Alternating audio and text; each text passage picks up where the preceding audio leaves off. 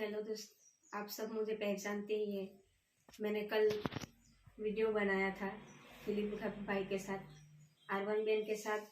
जो मेरा वीडियो अभी यूट्यूब पर चल रहा है उसके बारे में लेकर, 2 महीने पहले मेरी जो वीडियो वायरल हुई थी उसके बारे में लेकर। तो पहली बात तो R1 बैंड में जब मेरे वीडियो जब चल रही है, वो मेरे घर पे शादी थी मेरे बड़े पापा की लड़के की। उस टाइम वो R1 बैंड को घर पे बुलाया गया था। मैं उस शादी में ही नहीं रहने वाली थी, पर मेरे घर वालों के कहने पर मैं रुकी।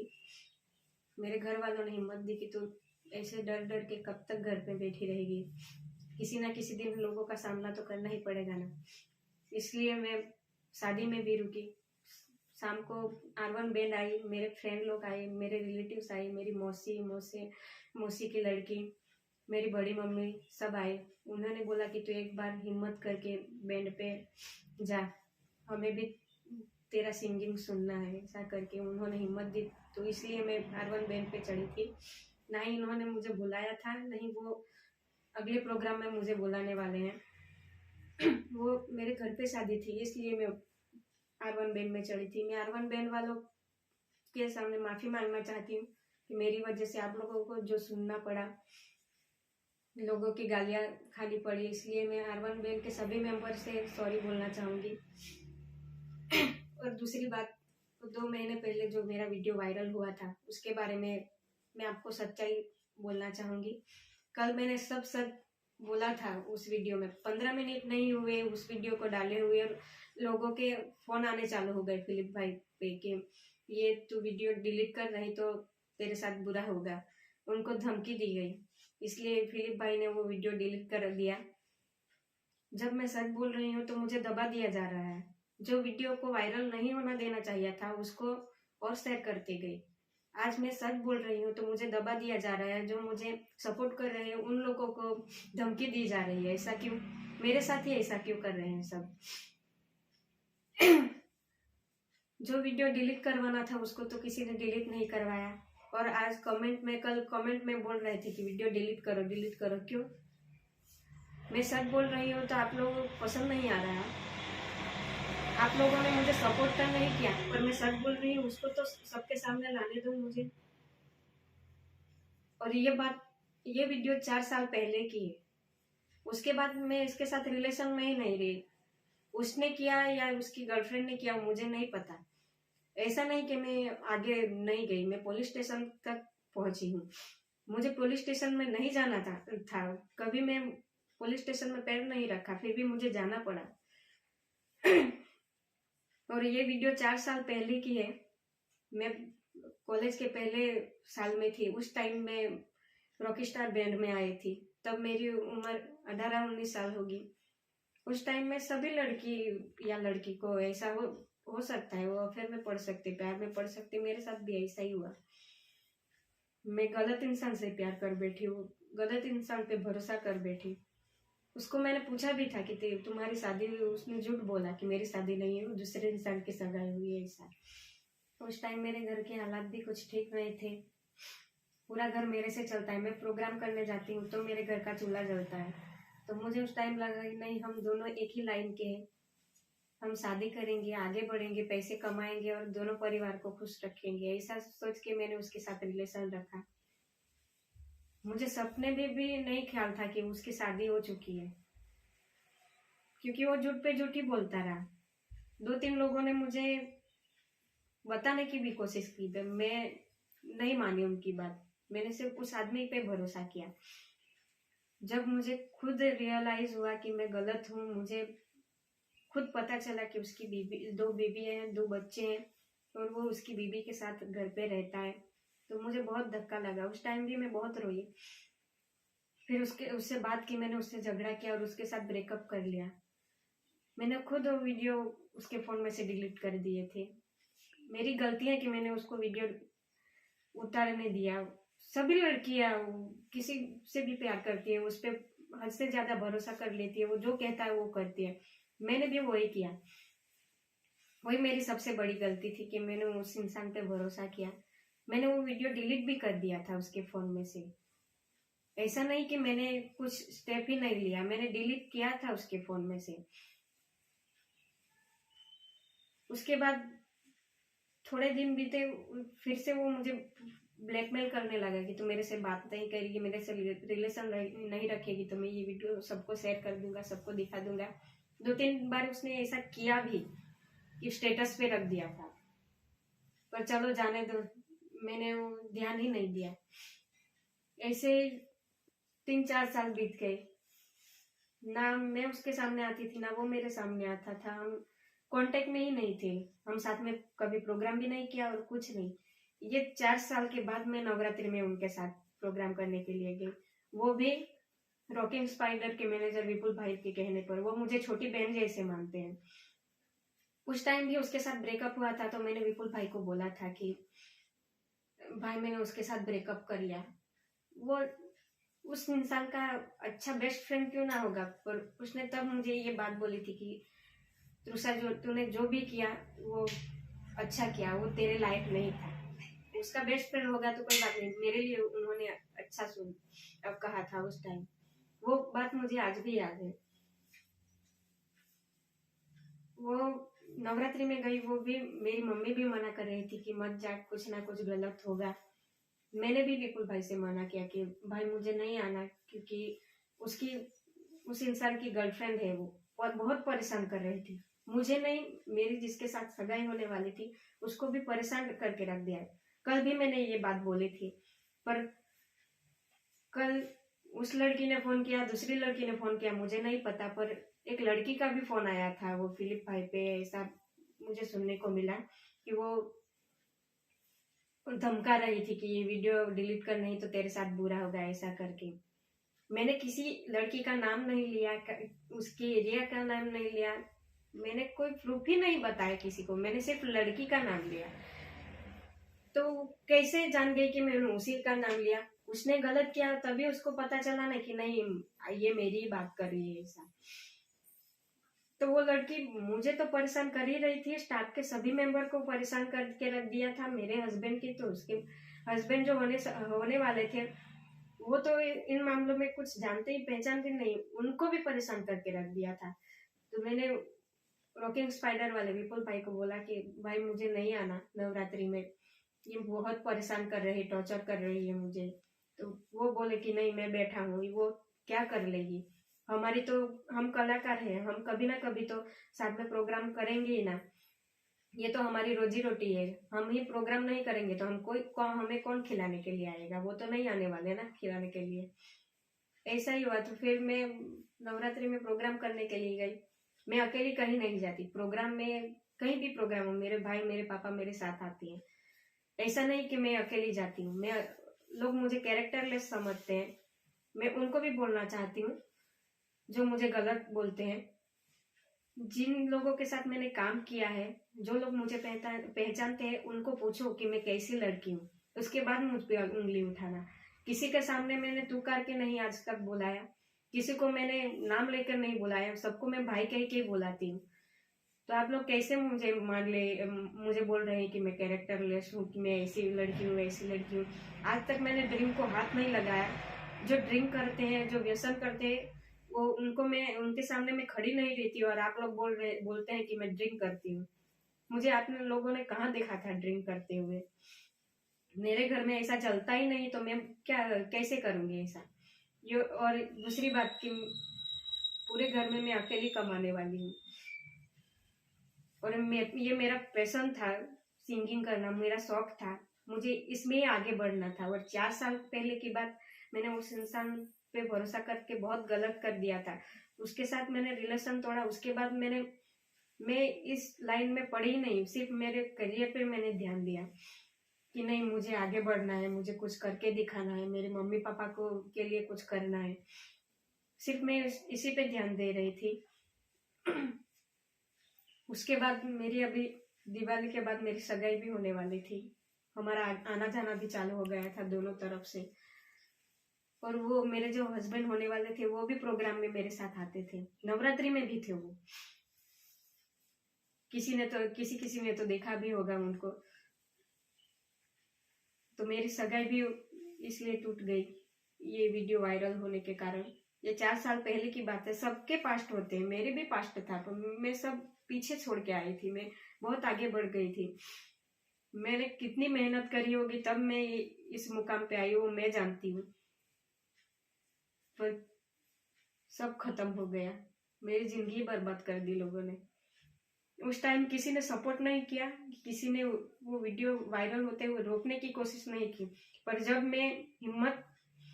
मेरे में हिम्मत आई, मैंने ये वीडियो बनाया, मैंने सच्चाई लोगों के सामने लाने की कोशिश की, तो मुझे दबा दिया जा रहा है। जो लोग मुझे सपोर्ट कर रहे हैं उनको धमकी दी जा रही है। ऐसा नहीं कि यूट्यूब वाले भाई को ही धमकी देकर वो वीडियो डिलीट करवाया गया। मेरे जो हस्बैंड होने वाले थे उनके साथ मेरा कोई अभी कांटेक्ट नहीं है। उनको भी फोन करके बोला गया कि तृषा को ये वीडियो डिलीट करवाने को बोलो, नहीं तो बहुत बुरा होगा, ऐसा करके। कल मेरे भाई पे फोन आया उनका कि ऐसा मुझे फोन आ रहा है और मुझे ऐसा बोल रहे हैं। पर मैं हिम्मत नहीं हारूंगी। आज मैं अपने ही यूट्यूब चैनल पे ये वीडियो डाल रही हूँ। अब देखती हूँ कि मुझे कौन डिलीट करवाता है। जब मैं सच सबके सामने ला रही हूँ तो कोई आगे नहीं आ रहा है, वो वीडियो डिलीट करवाने के लिए बोल रहे हैं। कमेंट में भी कल मैंने देखा कि सब ऐसे ही कमेंट कर रहे थे, वीडियो डिलीट करो डिलीट करो। जो वीडियो डिलीट करवाना था वो तो किसी ने आज तक डिलीट नहीं करवाया। यूट्यूब पे कितने थंबनेल, गंदे गंदे थंबनेल बना के जो यूट्यूबर लोग हैं वो उन्होंने डाला है, आज भी दिख रहा है। उसके सामने तो किसी ने नहीं एक्शन लिया। तो आज मैं सच बोल रही हूँ तो आप लोग क्यों मुझे पीछे हटवाने की कोशिश कर रहे हैं? आप लोगों ने सपोर्ट नहीं किया तो मैं आगे बढ़ रही हूँ, मैं अपने हक के लिए लड़ रही हूँ, तो मुझे तो लड़ने दो। और मैंने ऐसा नहीं कि मैंने वीडियो में किसी का नाम लिया, मैंने किसी का नाम नहीं लिया। जिस इंसान ने मेरे साथ इतना गलत किया उसका भी मैंने नाम नहीं लिया।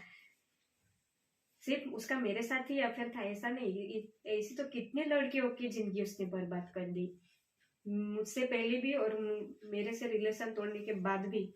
वो अपने बीबी का नहीं हो सका तो मेरा तो क्या होगा।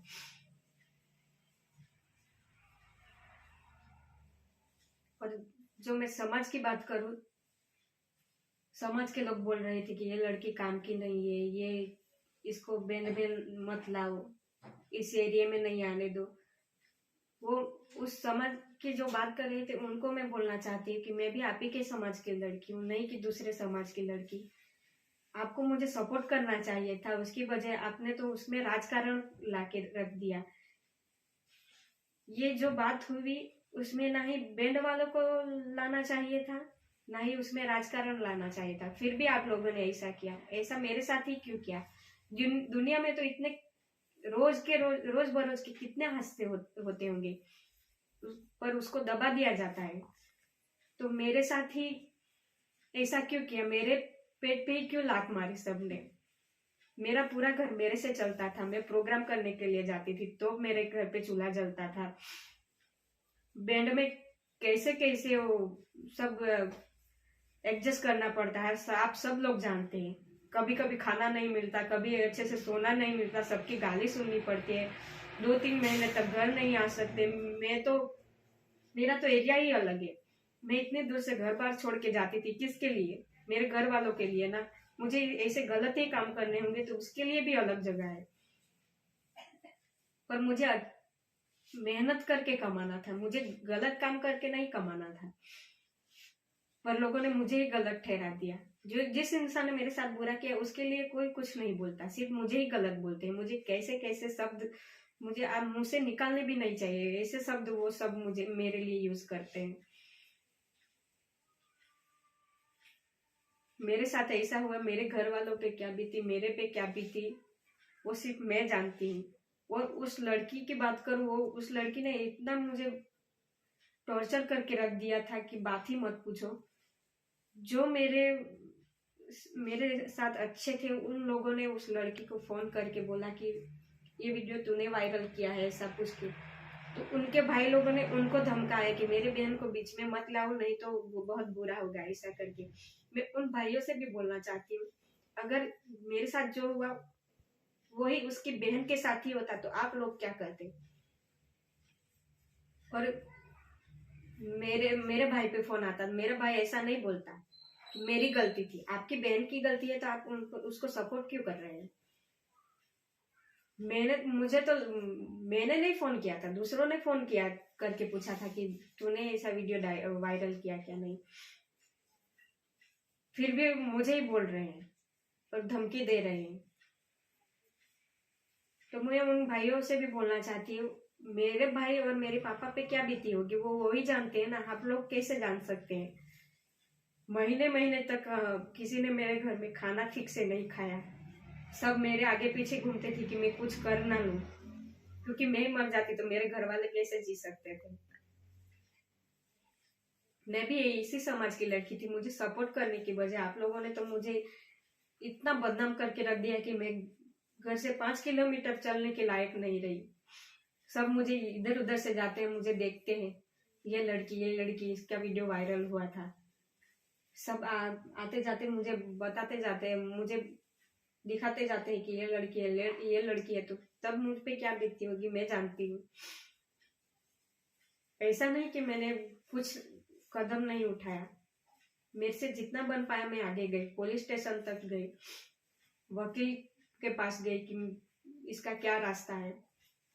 मेरे मम्मी पापा पढ़े लिखे नहीं है कि उनकी पहुंच नहीं है कि वो मुझे आगे तक सपोर्ट कर सके कि तू जा, हम तुम्हारे साथ हैं। उनसे जो जितना वो पाया वो मेरे लिए दौड़े। और ये बात तो साइड पे रखी, मेरी सगाई टूट गई। वो इंसान मेरे साथ घूमता था, सब उनको पहचानने लगे थे, आना जाना हो गया था। मेरी जिंदगी बर्बाद हुई तो हुई, उस लड़के की भी जिंदगी बर्बाद ही हो गई ना।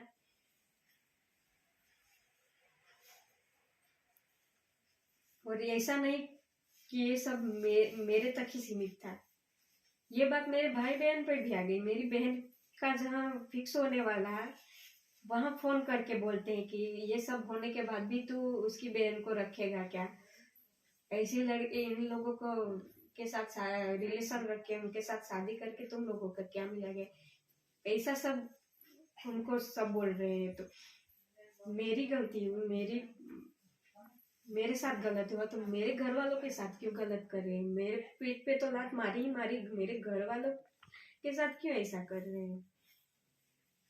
और ऐसा नहीं कि उसके सिर्फ मेरे साथ ही रिलेशन था, मेरे से पहले भी कितनी लड़कियों के साथ उसका रिलेशन था, उसके बाद भी कितनी लड़कियों के साथ उसका रिलेशन होगा।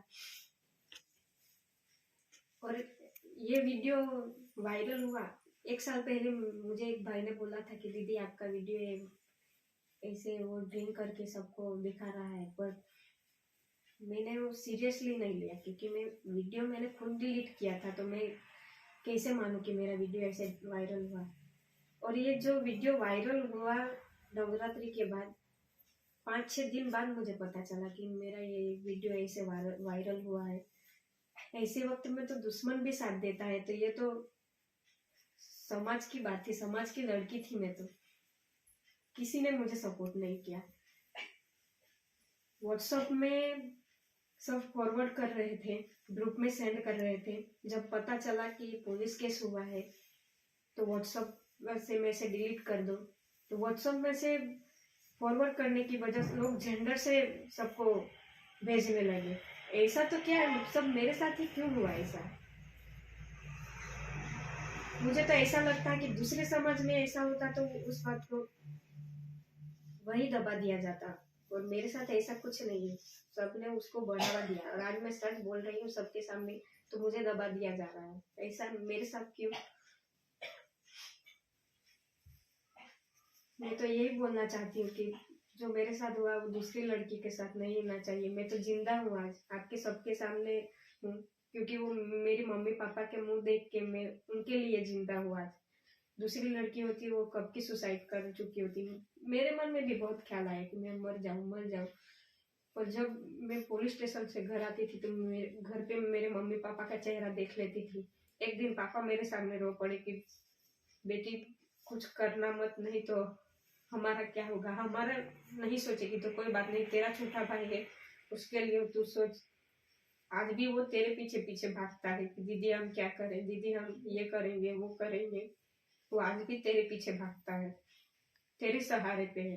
तो तू ऐसा कदम कुछ मत उठाना कि हम मरने पर मजबूर हो जाए, इसलिए मैं जिंदा हूँ आज आप सबके सामने। मैं सबके से यही कहना चाहूंगी कि मुझे सपोर्ट नहीं किया कोई बात नहीं, मैंने किसी का आज तक बुरा नहीं किया, ना ही किसी का बुरा सोचा है। आप लोगों ने मेरे पीठ पे लात मारी है।